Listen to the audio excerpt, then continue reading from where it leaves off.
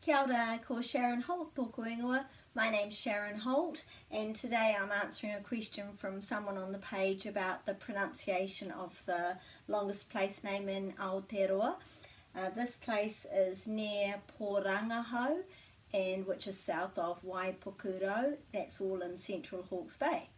So the meaning of this is about tamatea, who travelled around doing all sorts of things, and at the brow of the top, perhaps the summit of this maunga, this is the name of a particular hill, a puke, a maunga, he played his koauau, his nose flute, to his loved one.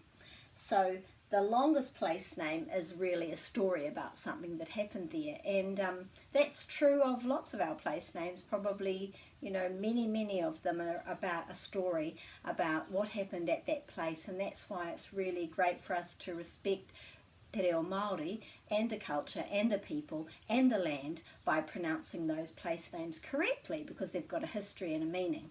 So this one gives us lots of things to practice. We've got a, e, I, o, u, which are the 5 vowels, a, e, I, o, u, which are consistently pronounced. And my role is to put a break after every vowel. In this case, if you've been watching a lot, you'll know that we glide these two together to make au, and put it together to make au, au, au. So when we come across au, au, au, we know that.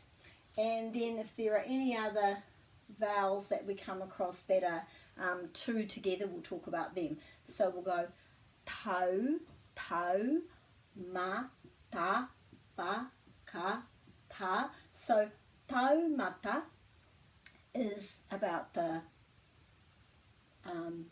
top of the hill. Whakatangihanga is making the sound of. Taumata whakatangihanga. So there's lots of letter A's in te reo Māori. So if you can get that a sound correct, then you'll be able to pronounce many words in te reo Māori, because many of them have a lot of A's in them, because we've got taumata whakatangihanga. And as you can hear, they all rhyme because it's a phonetic language.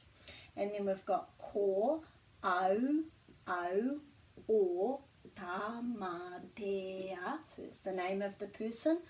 Turipu ka piki maunga, horo nuku po kai. Here's another 2 vowels together. Kai, kai, ai, kai, whenua, te, whenua ki tānatahu. So let's start at the beginning and do that together. It's really good. Your brain needs to hear you speaking te reo out loud, and even if it's something like this, that's really good to get all those sounds inside here, and you'll be surprised they get filed away and come back just when you need them.